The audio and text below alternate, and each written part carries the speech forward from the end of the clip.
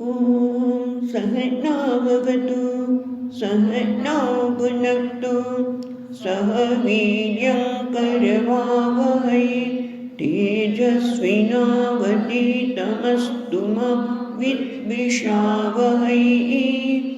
ॐ शान्ति शान्ति शान्तिः। ॐ पूर्णमदः पूर्णमिदं पूर्णात् पूर्णमुदच्यते पूर्णस्य पूर्णमादाय पूर्णमेवावशिष्यते। ॐ शान्ति शान्ति शान्तिः। श्रुतिस्मृतिपुराणानाम् आलयं करुणालयं नमामि भगवत्पादं शङ्करं लोकशङ्करं शङ्करं शङ्कराचार्यं केशवं बादरायणं सूत्रभाष्यकृतौ वन्दे भगवन्तौ पुनः पुनः। ईश्वरो गुरुरात्मेति मूर्तिभेदविभागिने व्योमवद्व्याप्तदेहाय दक्षिणामूर्तये नमः। ॐ पार्थाय प्रतिबोधितां भगवता नारायणेन स्वयं व्यासेन ग्रथितां पुराणमुनिना मध्ये महाभारतम् अद्वैतामृतवर्षिणीं भगवतीम् अष्टादशाध्यायिनीम् अम्ब त्वामनुसन्दधामि भगवद्गीते भवद्वेषिणीम्। यं ब्रह्मा वरुणेन्द्ररुद्रमरुतः स्तुन्वन्ति दिव्यैस्तवैः वेदैः साङ्गपदक्रमोपनिषदैः गायन्ति यं सामगाः। ध्यानावस्थिततद्गतेन मनसा पश्यन्ति यं योगिनः यस्यान्तं न विदुःसुरासुरगणाः देवाय तस्मै नमः। पांचवा अध्याय पांचवा श्लोक।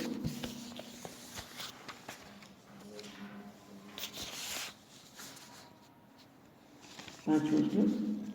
यत्साङ्ख्यैः प्राप्यते स्थानं यत्साङ्ख्यैः प्राप्यते स्थानं तद्योगैरपि गम्यते तद्योगैरपि गम्यते। एकं साङ्ख्यं च योगं च एकं साङ्ख्यं च योगं च यः पश्यति स पश्यति पश्यति स पश्यति। ગઈકાલે આપણે બહુ વિસ્તારથી વિચાર કર્યો કે ભગવાને કર્મયોગની બદલે સાંખ્ય શબ્દ કેમ વાપર્યો. તો જોયું કે સાંખ્ય એટલે જ્ઞાન સહિતનું સંન્યાસ. યત સાંખ્યૈ પ્રાપ્યતે સ્થાનમ, જે સાંખ્ય વડે જે સંન્યાસી વડે, પણ કયો સંન્યાસી છે? જે જ્ઞાનથી લીધેલો સંન્યાસ, એટલે જ્ઞાન સહિતનું સંન્યાસ જે સ્થાનને પ્રાપ્ત કરે છે, જે સ્થિતિને પ્રાપ્ત કરે છે, જ્યાંથી ચલિત થતો નથી. સ્થાન સ્થિતિ કે જ્યાંથી ચલિત થતો નથી. તદ યોગૈ અપી ગમ્યતે, તે યોગી પણ પ્રાપ્ત કરે છે, એને પ્રાપ્ત કરે, એ સ્થાનને એ સ્થિતિને પ્રાપ્ત કરે છે. એટલે આપણે ત્યારે વાત કરતા હતા કે આવું કેમ? યત સાંખ્યૈ પ્રાપ્યતે સ્થાનમ તદ યોગૈરપી ગમ્યતે એકમ સાંખ્યમ ચ યોગમ ચ યઃ પશ્યતિ સ પશ્યતિ. જે સાંખ્ય અને યોગ બંને એક જ છે એવું જે જાણે છે, પશ્યતિ એટલે જોવું, પણ એટલે જાણવું, જે એવું જાણે છે એ જ ખરેખર આપણે ભગવાન જે કહે છે એ અથવા તો જ્ઞાનના હૃદયને હાથને જાણે છે, ખરેખર સત્યને જાણે છે, હાથને જાણે છે, સત્યને જાણે છે. તો આપણે વિચાર કરતા હતા ગઈકાલે કે સાંખ્ય દ્વારા જે સ્થાન પ્રાપ્ત થાય છે એ મોક્ષ. એ તો બરોબર છે, કારણ કે તમે જ્ઞાન સાથે સંન્યાસ, જ્ઞાનની ઉપાસના કરો છો, પણ જે કર્મયોગી છે યોગહી, એ કેવી રીતે સ્થાને પ્રાપ્ત કરે? પણ પહેલાં તો આપણે સ્પષ્ટ છે, ગઈકાલે બહુ વિચાર કર્યો કે કર્મયોગી ક્યારે બની શકાય. કર્મની પાછળ ઈશ્વરને સમર્પણની ભાવના, એને આપણે કર્મયોગ કહ્યો, અને જે એના જીવનમાં આચરણ કરે છે એને યોગી, કર્મયોગી કહ્યો. અહીંયા યોગહી અને યોગી, યોગી એટલે કયા યોગી? ચિત્તવૃત્તિ નિરોધની વાત નથી કરતા, પણ અહીંયા યોગી એટલે પછી યોગનો અર્થ બીજો પણ આપણે આજે જોવાના છે ખરા અર્થમાં. પણ યોગી એટલે કે જેને જીવનનું ધ્યેય સ્પષ્ટ છે, એના જીવનની સ્પષ્ટતા છે કે હું જીવનમાં શું ઈચ્છું છું, મારે જીવનમાં શું જોઈએ છે. શાંતિ જોઈએ છે, આનંદ જોઈએ છે, સુખ જોઈએ છે, તો બધાને જોઈએ છે. પણ એને કંઈ બીજી સ્પષ્ટતા છે કે મારે જે જોઈએ છે એ ખરેખર વાત નથી. એટલા માટે હવે એનું જીવનનું ધ્યેય શું છે કે મારે આંતરિક સમૃદ્ધિ વધારવી છે, મારે આંતરિક સિદ્ધિની પ્રાપ્તિ કરવી છે, મારે આંતરિક શુદ્ધિ, અંતઃકરણ શુદ્ધિ એ મારા જીવનનું ધ્યેય છે. કર્મયોગીનું જીવનનું ધ્યેય શું બની ગયું છે? હવે બધાને આ જ જોઈએ છે, કોઈને શાંતિથી ઓછું નથી જોતું. અને કેવી શાંતિ જોઈએ છે? હંમેશની શાંતિ જોઈએ છે, સુખ પણ હંમેશનું જોઈએ છે. પણ એ હવે અનુભવથી, શાસ્ત્ર શ્રવણથી એક ઉમેરીશું, શાસ્ત્ર શ્રવણથી. કારણ કે ગઈ વખતે પણ વાત કરી છે ને વારંવાર કહું છું કે આ પ્રકારની દ્રષ્ટિ આપણે ગીતાચાર્યના પરંપરા જ આપી શકે છે.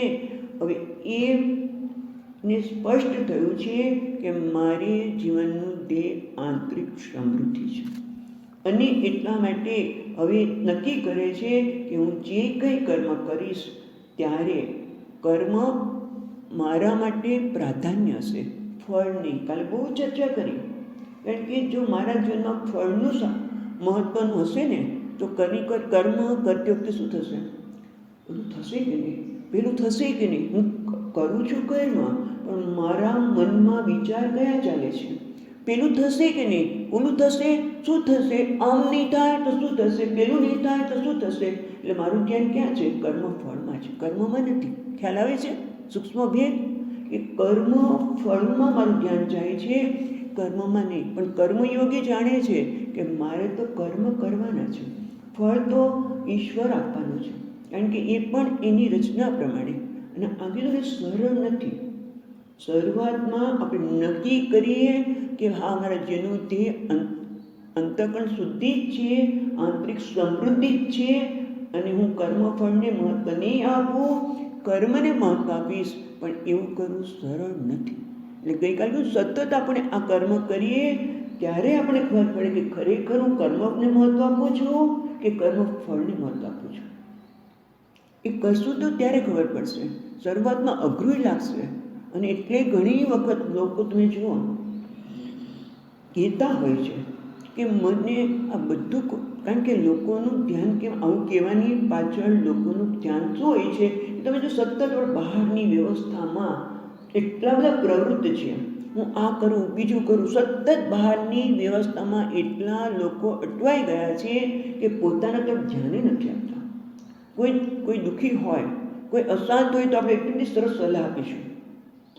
એટલે પણ તને જ્યારે અશાંતિ થાય છે તેનું કારણ શું છે તું જાણે છે? કારણ કે તે કર્મને મહત્વ આપ્યું છે, કર્મફળને નહીં. જો કર્મને મહત્વ આપવાનું છે એને મને તે કર્મફળને મહત્વ આપ્યું છે, અને એટલે આપણે આપણી તરફ જોતા જ નથી.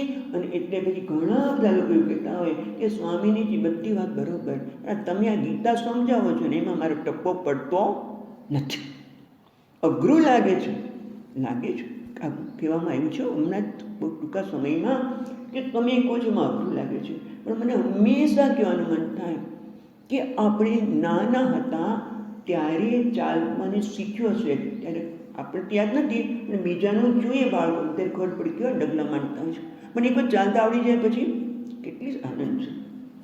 એ વખતે મને બીજી વાત પણ યાદ આવે કે જ્યારે ભણતા હતા નાના હતા, હજી તો પહેલા ધોરણમાં હતા, અને માં કંઈ આમ એકલા બેસી બધા કામ છોડીને માં છોકરાને ભણાવી શકે એવી તો શક્યતા પહેલાંના વખતમાં નહોતી.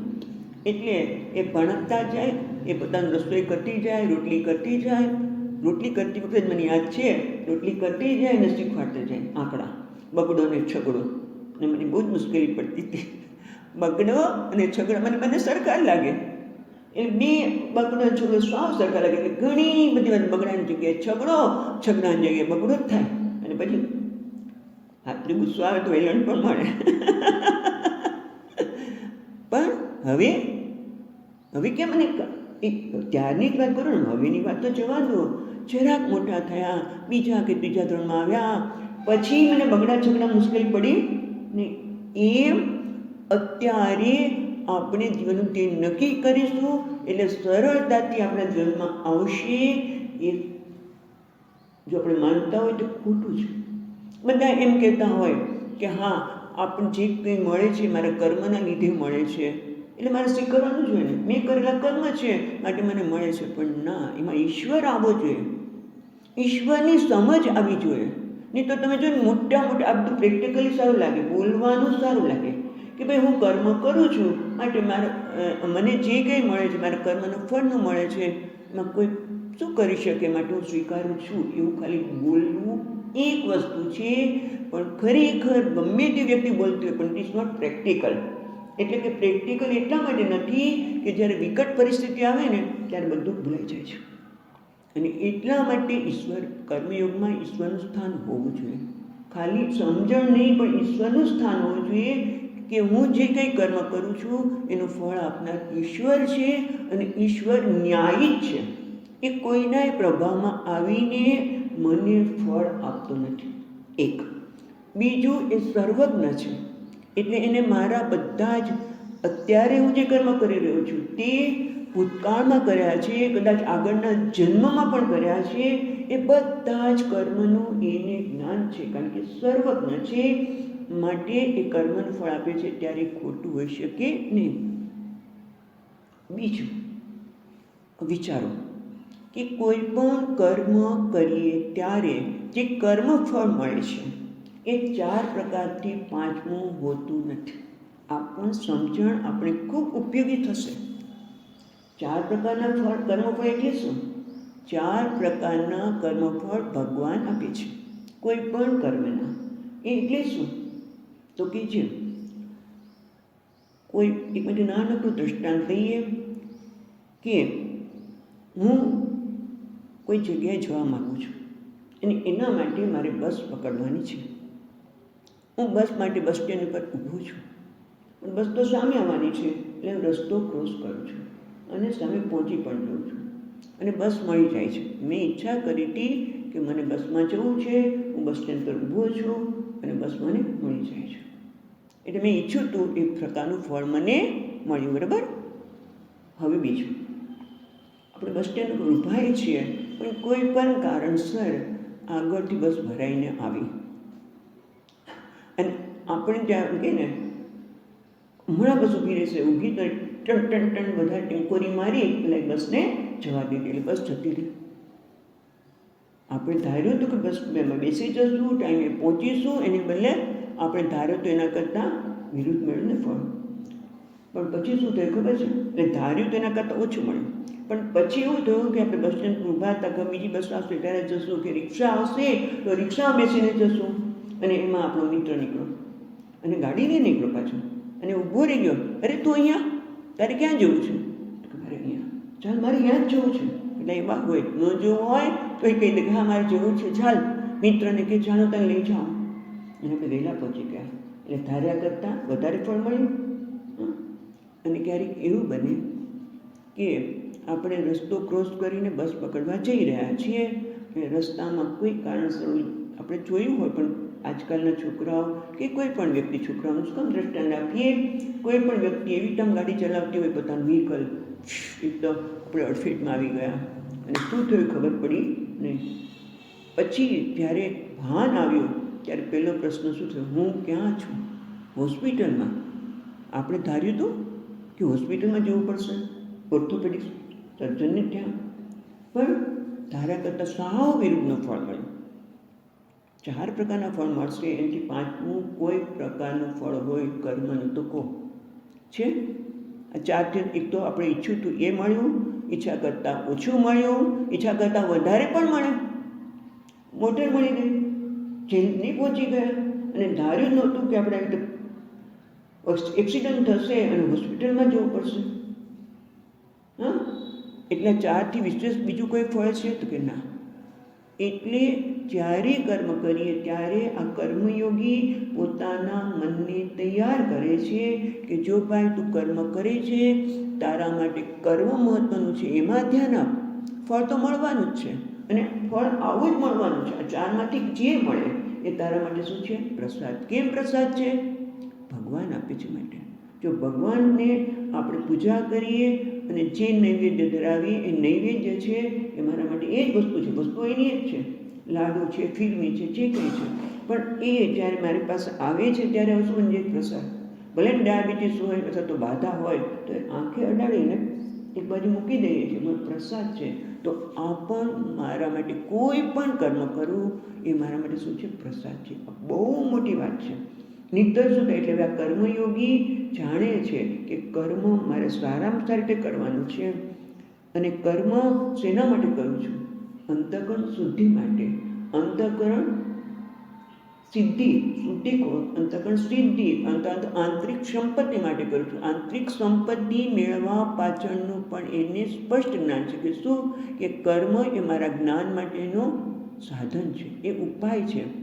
અને બીજું જ કર્મફળ આવે એટલે કર્મ એને માટે મહત્વનું એટલા માટે છે. જો ફરી એકવાર કે હવે કર્મયોગી આ પ્રમાણે સમજ્યા પછી ભલે શરૂઆતમાં એને મુશ્કેલ લાગે, કારણ કે કર્મ કરીએ અને કર્મફળની મહત્તા અત્યાર સુધી આપતા હતા, કર્મફળ જ મારા મહત્વનું હતું, એટલે ફરીને ફરી એનું મહત્વ આવશે. પણ છતાંય સભાન રીતે દરેક વખતે પોતાના મનને યાદ અપાવે છે કે જો હું કર્મ કરું છું, એ કર્મ મારે માટે જ્ઞાનનું સાધન છે, જ્ઞાન માટેનો ઉપાય છે, અને જે કર્મફળ મળે છે એ મારા માટે ઈશ્વરે આપ્યું છે, માટે જે આપે છે એ બરોબર છે. હું કદાચ કર્મ કરતાં આપણે સફળતા પણ મળી, આપણે ખૂબ મોટા ઓફિસર બની ગયા, કંઈ પણ મળ્યું, પણ એના માટે આપણે શ્રેય કોને આપીશું? ભગવાનને. હું તો નિમિત્ત છું, સફળતાને માણવાની છે, પણ કઈ રીતે? એમ નથી કે સફળતા નિષ્ફળતા સમાન છે, લાભા લાભો જયા જેવું બરોબર છે, પણ એ વખતે મારી દ્રષ્ટિ શું છે કે ભગવાને મને આપ્યું છે, મને નિમિત્ત બનાવ્યો, મને આ સ્થાન પર બેસાડી દીધો. હા, એ જો એવું નહીં કરીએ તો શું થશે? હું આ છું, હું આ છું, હું ઓફિસર છું, હું આ છું, વગેરે વગેરે કંઈ પણ સ્થાન પર હોઈએ તો પછી આપણે શું થાય? એક અહંકાર આવે. અહંકાર આવે એટલે પછડાવાની વાત આવે છે, કારણ કે એક અહંકાર જ્યારે આપણામાં દર્પણ સ્થાન અહંકાર મહત્વનું બની જાય છે ત્યારે એ આપણે કોઈની સાથે ટકરાવાના છે. એટલા માટે પછી અમુક કાર્ય કરતાં આપણે સંકોચન કરીએ. આ વખતે એક બીજી વાત યાદ આવે છે કે આશ્રમમાં હતા ત્યારે એક જે અમને લોકો બ્રહ્મચારી તરીકે કંઈક કામ તો આશ્રમમાં કરવું જ પડે, અને જે સારું કામ કરતા હોય એ લોકોને એ જ કામ વધારે મળે, વધારે તમને જ મળે, કંઈ વાંધો નહીં, આનંદ છે. તો મને ખબર નહીં, એટલે હું બધા સંન્યાસીઓ માટે પહેલાં ભિક્ષા આપના પહેલાં જઈને બધું ગોઠવી દઈએ. ગ્લાસ નુકરતો નહોતો, એટલે મેં કીધું કે પ્રભુ આ ગ્લાસ કાઢી આપશો? એક ભાઈ ઊભા હતા, તો તમને ખબર નથી, ભિક્ષા મારી છે, તમે મને કામ સોંપો છો? સાચી વાત છે, કારણ કે આ શું થાય છે કે હું જો અહંકાર આવશે, આ તો એક નાનકડું દ્રષ્ટાંત આપ્યું, પણ અહંકાર મને ટકરાવવાનું એ મને ક્યારેય શાંતિ કે આનંદ આપી શકે નહીં. અને કદાચ મને નિષ્ફળતા મળે તો પણ શું છે? ભગવાન ઈચ્છા છે, એમાં એક મારું ઘડતર કરવા માગે છે, મારી આંતરિક સમૃદ્ધિ વધારવા માગે છે, માટે નિરાશા પણ ન આવે. એટલે આ રીતે આપણે જો કર્મયોગી બનીશું તો આપણું જીવનમાં આંતરિક સમૃદ્ધિ વધવાની છે. બાહ્ય સંપત્તિ મળશે, એની શું કામ ચિંતા કરી? તો મળવાની જ છે. એ આપણા પ્રારબ્ધમાં જે છે કોઈ છીનવી નથી શકવાનું. પણ આ આંતરિક સમૃદ્ધિ માટે આપણે પ્રયત્ન કરવો જ પડે. અને આ પ્રકારની સમજણ છે કે હું કર્મને મહત્ત્વ આપું છું, કારણ કે કર્મ એ મારા માટે જ્ઞાન માટેનો ઉપાય છે, અંતઃકરણ શુદ્ધિ માટેનું સાધન છે. કર્મફળ મારા પરમાત્મા આપે છે, માટે હું સ્વીકારી લઉં છું. સફળતા, નિષ્ફળતા, માન, અપમાન જે કંઈ મળે એ મારા પ્રભુનો પ્રસાદ છે. અને ભગવાન એને જ મહાન યોગી કહ્યું. ખરેખર કર્મયોગી એ મહાન યોગી છે. એટલે તારા ભાગે જે કર્મ આવે નિયતમ કુરુ કર્મ, આ કર્મ ત્યાં સુધી કરવાનું છે, કારણ કે ઘણી વખત ક્યાં સુધી આ પ્રકારની ભાવનાથી કર્મ કરું, જ્યાં સુધી તારા મન જ્ઞાન માટે જિજ્ઞાસા ન પ્રગટ થાય ત્યાં સુધી આ પ્રકારે કર્મ કર. તને એમ નથી કહેતા કે તું બધા કર્મ ઝંપલા, પણ જે તારા ભાગે આવ્યું છે કર્મ એમાં આ પ્રકારની તું સમજણ રાખ. તો શું થશે કે બંને જે સાંખ્ય દ્વારા જે સ્થાન પ્રાપ્ત થાય છે એ યોગી દ્વારા પણ પ્રાપ્ત થાય છે. અને એટલા માટે ગઈકાલે આપણે વાંચ્યું હતું, મધુસૂદનજી મહારાજ કહેતા હતા કે અત્યારે જે સંન્યાસ દેખાય છે, હજી આટલી નાની ઉંમરમાં સંન્યાસ લઈ લીધો, તો કંઈ કર્મ કર્યું નથી, પણ એણે પૂર્વજન્મમાં ચોક્કસ કર્મયોગ ભાવનાથી કર્મ કર્યું છે. અને આ જન્મમાં જે કર્મયોગી છે એ આવતા જન્મમાં કે અત્યારે આ જન્મમાં થઈ શકે એ સંન્યાસી બનવાનો જ છે. એટલા માટે કે છે યપ પશ્યતિ સપશ્યતિ, જે સાંખ્ય અને યોગ, જે સંન્યાસી અને કર્મયોગી બંનેનું સ્થાન એક જ પ્રાપ્ત થવાનું છે.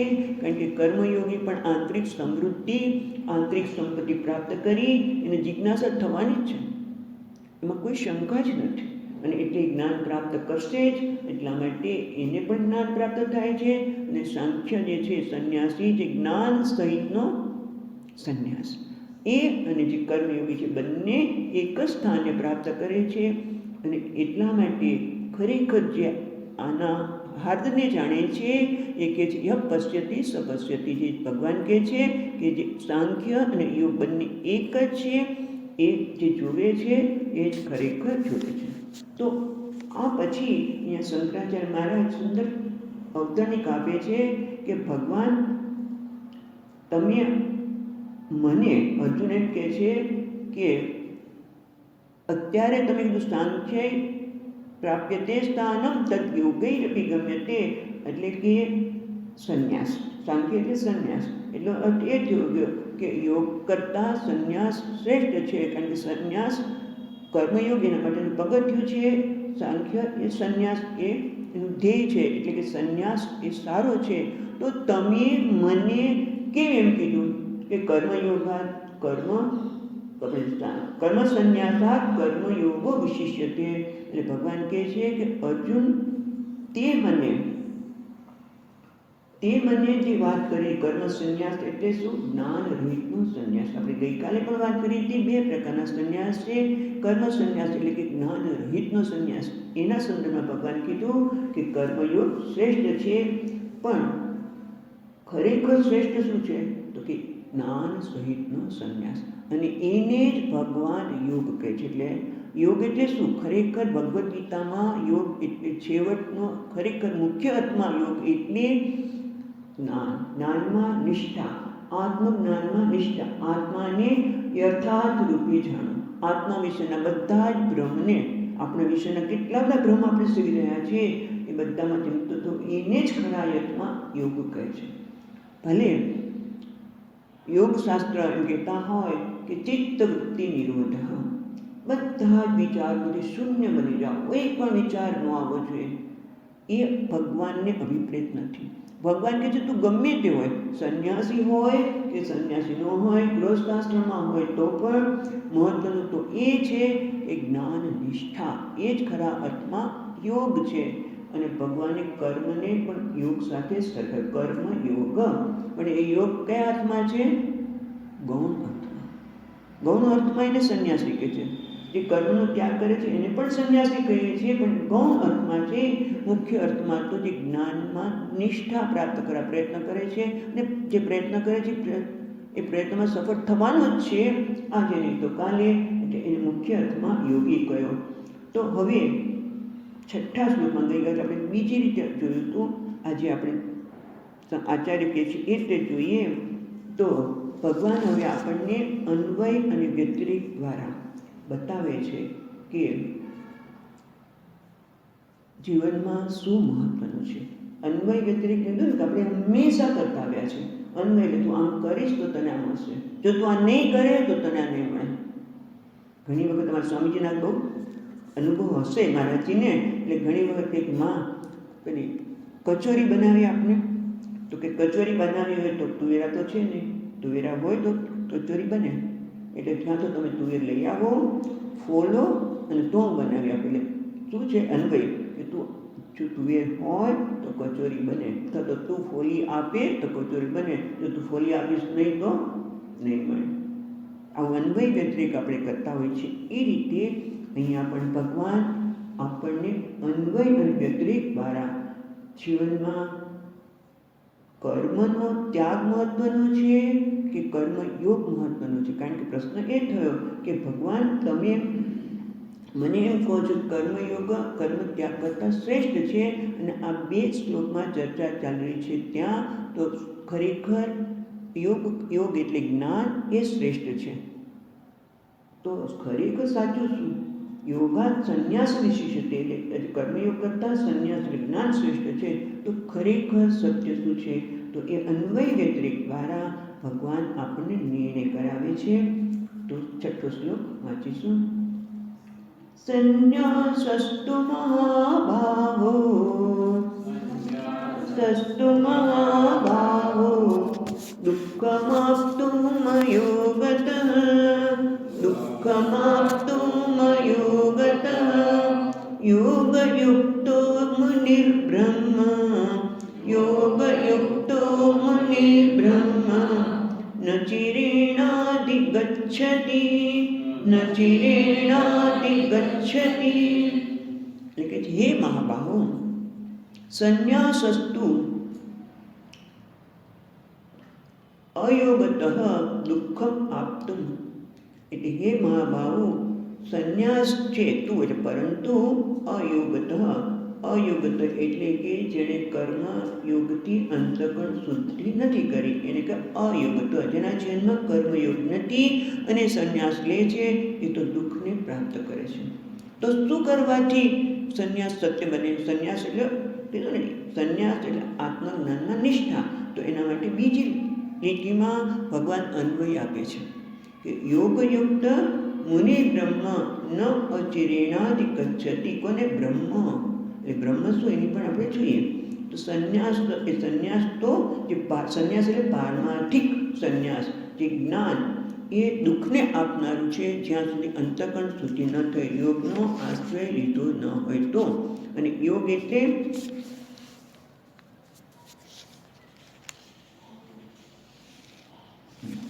સરસ શબ્દ વાપર્યો છે એમણે, યોગ અયોગતઃ, જેને યોગયુક્ત, જેણે વૈદિક કર્મયોગેન ઈશ્વર સમર્પિત રૂપેણ ફલ નિરપેક્ષમ યુક્ત. યોગયુક્ત એટલે આચાર્ય અહીંયા કહે છે કે જેણે ઈશ્વરને સમર્પિત કરાય, ઈશ્વરને ખુશ કરવા માટે. આપણે વાત ઘણી વાર કરીએ છીએ કે કર્મ કાં તો અહંકારને ખુશ કરવા માટે થાય, કાં તો ઈશ્વરને ખુશ કરવા માટે થાય. પણ આ કર્મયોગી છે એણે નક્કી કર્યું છે કે ઈશ્વરને સમર્પિત કરીશ, ઈશ્વરને ખુશ કરવા માટે કર્મ કરીશ. અને ફળ નિરપેક્ષ, મને ફળમાં રસ નથી, મને તો કર્મ કરવામાં રસ છે. મને તક મળી છે શેના માટે? મારી આંતરિક સમૃદ્ધિ વધારવા માટે. અને આંતરિક સમૃદ્ધિ જેવું બીજું કશું જ નથી.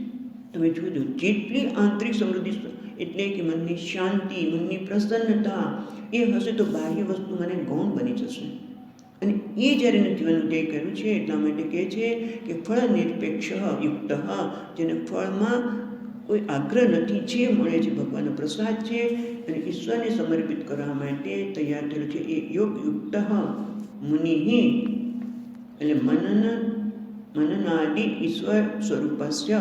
અહીંયા મુનિ એટલે કે જે મનન કરે છે. કોનું મનન કરે છે? ઈશ્વરનું સ્વરૂપ વિશે. ઈશ્વર શું છે? ઈશ્વરનું મારા જીવનમાં સ્થાન શું છે? આ ઈશ્વર એ જગતનો રચયિતા છે તો કેવી રીતે છે? એ કર્મફળ દાતા છે બરાબર, પણ જેના જગત રચ્યું છે એની જાતે રચ્યું છે. મનમાં આવી એમ કોઈને પૈસાદાર બનાવ્યા, કોઈને સુખી બનાવ્યા, કોઈને આ સ્થાન આપ્યું, કોઈને બીજું સ્થાન આપ્યું. તો કે એ સર્વજ્ઞ છે અને એની એને સ્વામીજી કહે ઓર્ડર. ઓર્ડર એટલે મહાન નિયતિ, એક નિયતિને આધારે, નિયમના આધારે, ઓર્ડરના આધારે બધાને આ શરીર, પરિસ્થિતિ, મન અમુક પ્રકારની મનની સ્થિતિ, વિચાર કરવાની સ્થિતિ બધું જ એને આપ્યું છે. આવું ઈશ્વર વિશે જે ચિંતન કરે છે, આપણે થોડુંક જ જોયું, પણ મુનિ એટલે કે જે ઈશ્વરના સ્વરૂપને વિચારે છે અને એટલે જાણે છે કે આ કર્મફળ આપનાર પરમાત્માની નિયતિ છે. Everything is in order. બોલવું સરળ છે, પણ it is not so simple. એટલું સરળ નથી, કારણ કે આ સતત જોવા માટે આ શ્રવણ સતત થવું જોઈએ, શ્રવણ મનન. અને એટલા માટે એને કહ્યું મુનિ, જે ઈશ્વરના સ્વરૂપનું ચિંતન કરે છે. હંમેશા આવું થાય છે બેન. બ્રહ્મ મુનિ બ્રહ્મ ન ચિરેણાધિ ગચ્છતિ. બ્રહ્મ એટલે પરમાર્થ સંન્યાસ, પરમાર્થ જ્ઞાન નિષ્ઠા લક્ષણ. બ્રહ્મ એટલે પરમાર્થ સંન્યાસ. પરમાર્થ સંન્યાસ એટલે પરમાત્મા જ્ઞાન નિષ્ઠા. બ્રહ્મને અચિરેણાધિ ગચ્છતિ, એટલે બ્રહ્મને પ્રાપ્ત કરે છે. ગચ્છતિ પ્રાપ્ત એટલા માટે કરે છે કે એને અપ્રાપ્ત લાગતો હતો માટે ગચ્છતિ એટલે પ્રાપ્ત કરે છે. પણ ગચ્છતિનો બીજો અર્થ પણ થાય છે જાણવું. એટલે અચિરેણાધિ એટલે બહુ ટૂંક સમયમાં, એને કોઈ સમય લાગતો નથી. કેમ? કારણ કે અંતકણ શુદ્ધિ થઈ છે, મનનશીલ છે, અને એટલા માટે હવે તૈયાર થઈ ગયો છે. જ્યારે એને તત્વમસી મહાવાક્યનો ઉદ્દેશ આપવામાં આવે તો તરત એને સમજાય છે. અને એટલા માટે બ્રહ્મને પરમાર્થ સંન્યાસ, પરમાત્મા જ્ઞાન નિષ્ઠારૂપી જે સંન્યાસ છે એને ક્ષિપ્રમ તરત જ પ્રાપ્ત થતી. અને એટલા માટે હે અર્જુન, મેં તને આગળ કહ્યું હતું કે કર્મયોગો વિશિષ્યતે, મયા ઉત્તમ કર્મયોગો વિશિષ્યતે. એટલે કર્મયોગ એ શ્રેષ્ઠ એટલા માટે છે કે આ રીતે એ બહુ સરળતાથી પરમાત્માની પ્રાપ્તિ કરે છે. પહેલાં આંતરિક સમૃદ્ધિ પ્રાપ્ત કરે છે, આંતરિક સમૃદ્ધિ પ્રાપ્ત કરે છે, સંપત્તિ પ્રાપ્ત કરે છે, અને છેવટે જે પોતાની સંપત્તિ છે એનો એ માલિક બને છે. જેમ કે આપણે ઘણી વખત વાત કરી છે કે ઓલો ભિખારી આખી જિંદગી ભીખ માગી, પછી એને જ્યારે એમ તો કે શરીર શાંત થઈ ગયું તો કે આ ઝાડ નીચે સમાધિ આપી દો. સમાધિ આપી ત્યારે નીચેથી જરૂરનું સંપત્તિ ખજાનો હતો, પણ એને ખબર જ નહોતી. એને તો ભીખ જ માગી. પણ હવે એને પછી ખબર પડી, પણ આપણે તો આ જીવનમાં અત્યારે જ મારી સંપત્તિનો માલિક બનવું, એનું નામ જ છે બ્રહ્મ અધિગચ્છતિ. બરાબર? એટલે બ્રહ્મને એટલે પરમાર્થ સંન્યાસ કહો, એને બ્રહ્મ કહો, અથવા તો પોતાના સંપત્તિનો પોતે માલિક બને છે, એવું અર્થ છે ને. એટલે કે બ્રહ્મ યોગયુક્તો મુનિ બ્રહ્મ ન અચિરેણાધિ ગચ્છતિ, એ પોતાની સંપત્તિનો માલિક બને છે. એટલે પોતે જાણે છે કે જેને હું શોધતો હતો એ ગચ્છતિનો અર્થ પ્રાપ્ત કરે છે, પદ લીધું. અને બીજું શું? પ્રાપ્ત છે પ્રાપ્તિ, જે છે હું બ્રહ્મ જ છું, પૂર્ણ જ છું, એને એ જાણે છે. દસમો જ છું, અત્યાર સુધી દસમાની શોધ કરતો હતો, એ જાણે છે. હવે આપણે આગળ જોઈએ.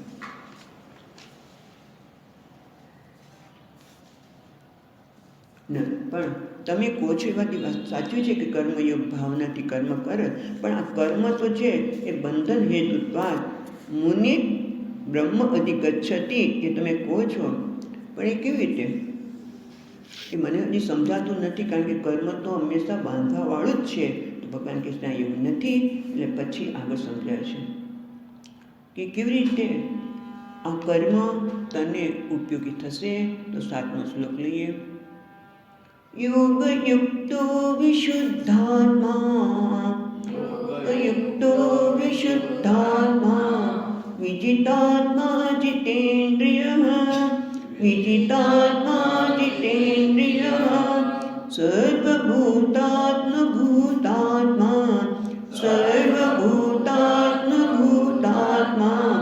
કુર્વન્નપી ન લિપ્યતે.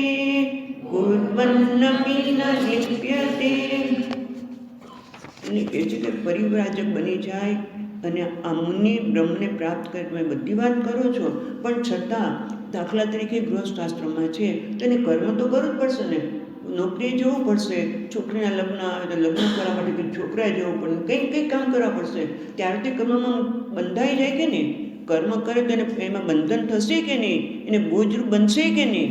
કારણ કે ભલે ને ના તમે વાત કરી પણ જ્યારે ખરેખર કર્મ કરવાનું આવશે ત્યારે એ બંધનરૂપ બને કે નહીં? તો કે ના. કેમ? ભગવાન ફરીવાર અન્વય વ્યતિરેક દ્વારા એ જ બતાવે છે કે યોગયુક્તો વિશુદ્ધાત્મા. આ વ્યક્તિ કેવી છે? યોગથી યુક્ત થઈ છે, જોડાયેલી છે. કેવી રીતે? હમણાં જ વાત કરી એ પ્રમાણે ભગવત અર્પણ ફલ અભિસંધાય. ભગવાન દરેક કર્મ એ ભગવાનને પહેલું કે દરેક કર્મ એ ભગવાનને ખુશ કરવા માટે કરે છે. કર્મ એના માટે મહત્વનું છે, કર્મફળ નહીં. કારણ કે કર્મફળમાં એને અભિસંધિ નથી. ભગવાન જે કર્મફળ આપશે એ મારા માટે સ્વીકાર્ય છે. અને એટલા માટે એ કેવો બની ગયો છે? યોગયુક્ત, યોગથી જોડાઈ ગયો છે. એનું પરિણામે શું થાય છે? તો કે છે પ્રથમ યોગથી જોડાવાથી પહેલાં શું થાય છે? વિશુદ્ધાત્મા. આત્માનો અર્થ અહીંયા થાય છે અંતઃકરણ. આત્માનો અર્થ થશે દેહ, બધું થશે, પણ અહીંયા એક અર્થ થાય છે અંતઃકરણ. એટલે કે અહીંયા વિશુદ્ધાત્માના સંદર્ભમાં અંતઃકરણ થાય છે. એટલે કે એનું અંતઃકરણ શુદ્ધ બને છે. વિશુદ્ધ એટલે રજો તમો ગુણ અભિભ્યામ અકુલષિત આત્મ અંતઃકરણ. જે અંતઃકરણ રજોગુણ અને તમોગુણ લીધે કઈ શુદ્ધ થયું હતું? એટલે કે રાગ અને દ્વેષથી કર્યું. રજોગુણ અને તમોગુણ એટલે શું? રાગ, દ્વેષ, ક્રોધ, એનાથી જે કલુષિત થઈ ગયું હતું. કારણ કે નાની નાની બાબતમાં મને ક્રોધ આવતો હતો. જરાક મારી અપેક્ષા પૂરી ન થાય અને હું અકળાઈ જતી હતી કે અકળાઈ જતો હતો. પણ હવે એ નાની નાની વસ્તુથી અકળાતો નથી. કારણ કે એનું મહત્વ મોટી વસ્તુનું બની ગયું છે. માટે એ યોગયુક્ત હોવાના લીધે વિશુદ્ધાત્મા બને છે. એટલે કે એનું અંતઃકરણ રજો અને તમોગુણથી જે મલિન થયું હતું એની બદલે સત્વગુણમાં સ્થાપિત થાય છે. એનું અંતઃકરણ શુદ્ધ થાય છે. એનું અંતઃકરણ પ્રસન્ન રહે છે, હંમેશા પ્રસન્નતા પ્રાપ્ત કરે છે. વિશુદ્ધાત્મા, એનું મન પ્રસન્ન બને છે. અને એના કારણે શું થાય છે? વિજિતાત્મા એ સ્વવશીકૃત દેહ. એનો દેહ પણ જો આત્માનું પેલું અંતઃકરણ કર્યું, હવે અહીંયા વિજિતાત્માના સંદર્ભમાં અહીંયા કહે છે આપણે મધુસૂદનજી મહારાજ કે પોતાના દેહને પણ વશીકરણ કર્યું છે. એનો દેહ એટલે શરીર પણ એને કોઈ પણ કાર્યમાં અનુકૂળ થાય છે. એનું શરીર સ્વસ્થ બને છે. ખરેખર શરીરની સ્વસ્થતા પણ મનના સ્વસ્થતાને આધારે છે કે નહીં? એવું તો બધા એવા કહે છે. એટલે એનું શરીર એને અનુકૂળ રહે છે. એને જ્યારે જેમ કે મારે જપ કરવા છે ત્યારે ઉઠવાનું જ મન ન થાય, ઉઠી જ ન શકીએ, શરીર આપણે સહકાર જ ન આપે તો આપણે કર્મ કરવામાં મુશ્કેલી પણ પડે. પણ એનું શરીર પણ એને અનુકૂળ થાય છે. શરીર પણ એને આપણે કાર્યમાં અનુકૂળતા કરી આપે છે, મદદરૂપ થાય છે. એટલે કે છે વિજિતાત્મા. અને પછી કહે છે જીતેન્દ્રિય. એટલે કે પોતાની ઇન્દ્રિયો પર પણ એને પ્રભુત્વ પ્રાપ્ત કર્યું છે. જીતેન્દ્રિય એટલે બાહ્ય ઇન્દ્રિય, બરાબર? એટલે એની ઇન્દ્રિય પણ એને અનુકૂળ છે. મારે જે જોવું હોય એ જોવું, આ નથી જોવું તો નહીં જોવાનું, એવું આપણે શરૂઆતમાં કહેવું પડે. પણ એની અંતઃકરણ પ્રસન્ન છે. એટલે પ્રસન્નતા માટે હવે એની ઇન્દ્રિયો બહાર દોડતી નથી. એવું થયું ને? કારણ કે જ્યાં સુધી પ્રસન્નતા નહીં જણાય મારે અંદરથી, ત્યાં સુધી હંમેશા આપણી ઇન્દ્રિયો આ વસ્તુ લઈ આવું, આ વસ્તુ જોઈ લઉં, આ વસ્તુ સાંભળી લઉં, સતત એની માગણી કરશે. અને કરે તો ભલે કરે, પણ એની પાછળ આપણે દોડીને સુખી નથી થતા. થોડીક વાર સુખ લાગે છે, પાછા હતા ત્યાં ને ત્યાં. પણ આની ઇન્દ્રિયો એને જે કરવું હોય એટલે કે શ્રવણ, મનન વગેરેમાં પણ અનુકૂળ થઈ જાય છે. એને વિજિતેન્દ્રિય. અને આને અહીંયા કહે છે એ સંન્યાસી છે, ત્રિદંડી સંન્યાસી. અહીંયા આચાર્ય મધુસૂદન મહારાજ કહે છે એ તેન મન ઉક્ત ત્રિદંડી કથિત. આ જેણે વિશુદ્ધ આપણે યોગયુક્તો વિશુદ્ધાત્મા, વિજિતાત્મા અને જીતેન્દ્રિય. વિજિતાત્મા, વિશુદ્ધાત્મા અને જીતેન્દ્રિય કહ્યું કે જેનું અંતઃકરણ શુદ્ધ છે, જેને દેહ પર કાબુ મેળવ્યો છે, ઇન્દ્રિયો પર પણ પ્રભુત્વ મેળવ્યું છે, એ ત્રિદંડી સંન્યાસી છે. એટલે એક કયો દંડ છે? ત્રિદંડી એટલે જેના 3 દંડવાળો સંન્યાસી. એક છે વાગદંડ, બીજો છે મનોદંડ અને કાયદંડ. કેવી રીતે? વિજિતાત્મા એટલે કાયદંડ, વિશુદ્ધાત્મા એટલે મનોદંડ અને જીતેન્દ્રિય એટલે વાગદંડ. આ 3 દંડ ધરાવતો એ ત્રિદંડી સંન્યાસી કહે છે. એટલે ખરેખર સંન્યાસ બની જ ગયો. આ ત્રિદંડી સંન્યાસી બન્યો. અને એટલું જ નહીં, સર્વભૂતાત્મભૂતાત્મા કુર્વન અપી ન લિપ્યતે. હવે આપણે વાત કરી કે જે યોગયુક્ત છે અંતકરણ શુદ્ધિ થઈ છે, એના બધા જ બાહ્ય ઇન્દ્રિયો, શરીર, મન બધા જ એના મિત્ર બની ગયા છે. એક શબ્દમાં કહીએ તો વિજિત એટલે શું? એના મિત્ર બની ગયા છે, એને સહકાર આપે છે. એટલા માટે જિજ્ઞાસા જાગૃત થાય છે અને ગુરુ પાસે જઈને એ શ્રવણ મનન કરે છે. ત્યારે એ શું થાય છે? સર્વભૂતાત્મા એ બધા જ પ્રાણી માત્રનો આત્મા બની ગયો છે. કેવી રીતે થઈ ગયું ભાઈ?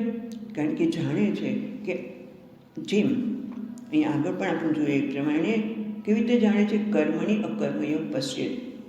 એ શ્લોક ચોથા અધ્યાયનો આવી ગયો. એ જોતા પહેલાં આપણે એટલું જ વિચાર કરીએ કે સર્વભૂતાત્મા કઈ રીતે બન્યો?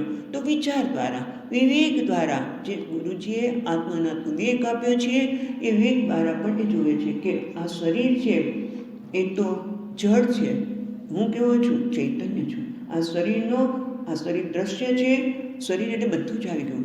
સ્થૂળ શરીર, સૂક્ષ્મ શરીર એ બધા એનો હું દ્રષ્ટા છું. આ શરીર જળ છે, હું ચેતન છું. આ કાર્યકરણ સંઘાત દ્વારા જ કર્મ થઈ રહ્યું છે. હું તો અકર્તા આત્મા છું. નહીં કિંચિત કરોમિતિ હમણાં જ કહે છે.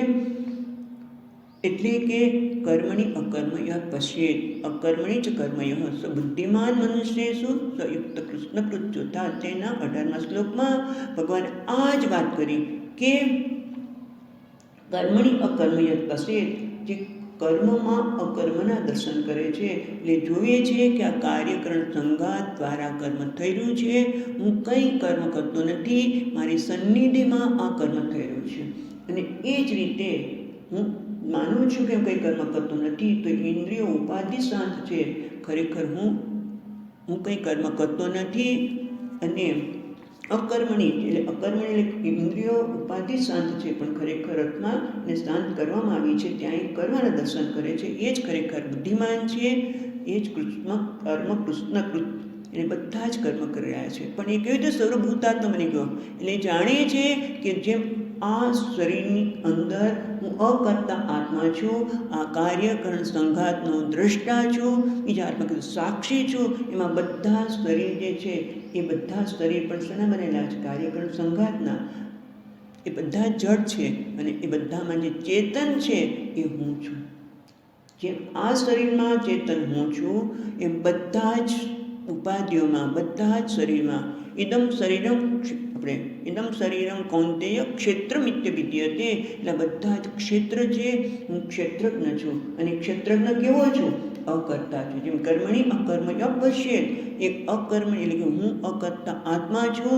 મારી સન્નિધિમાં આ કાર્યકરણ સંઘાત એ કર્મ કર્યો છે. અને એટલા માટે ભગવાન કહે છે કે જ્યારે પોતાને જાણવે છે કે આ બધા આત્માની અંદર હું ભૂતાત્મા બધા જ ભૂતોની અંદર રહેલો આત્મા ચૈતન્ય એ હું છું. અને કેવો છે? અકર્તા. અને એટલા માટે એનું ફળ શું મળે છે? કુર્વન અપી ન લિપ્યતે.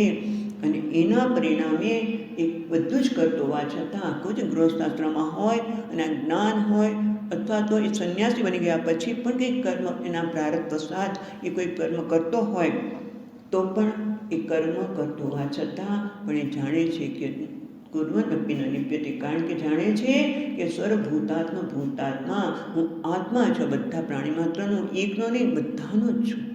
એટલે હું એક મર્યાદિત નથી. હું આટલી શરીરમાં રહેલું મર્યાદિત નહીં, પણ હું તો સર્વત્ર રહેલો આત્મા છું, ચૈતન્ય છું, જે અકર્તા છે. એટલા માટે કર્મ થઈ રહ્યું છે, મારી સન્નિધિમાં થઈ રહ્યું છે. એક ઉપાધિમાં જાય કે બીજી ઉપાધિમાં, પણ છતાં હું કંઈ કર્મ કરતો નથી. બીજી ઉપાધિ સાથે મને કોઈ વાંધો જ નથી. વાંધો ક્યાં છે? જ્યારે આ ઉપાધિને હું કહું છું ત્યારે એના દ્વારા થતા કર્મો મને લેપાયમાન થાય છે, મને પ્રતિબંધક રૂપ બને છે.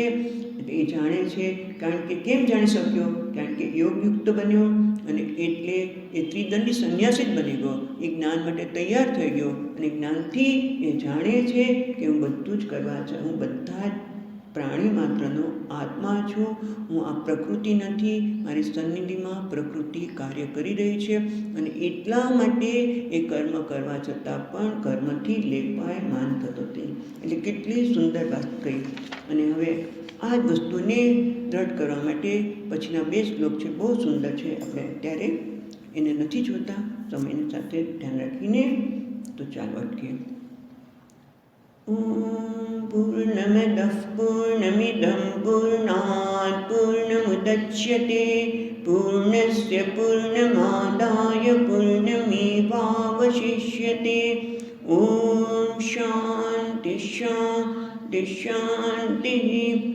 શંકરં શંકરાચાર્યં કેશવં બાદરાયણં सूत्रभाष्यकृतौ वन्दे भगवन्तौ पुनः पुनः.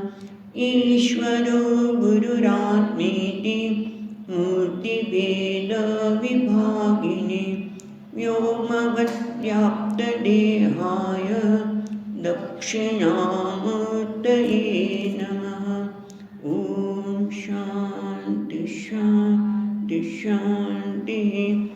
हरि ओम. श्री गुरु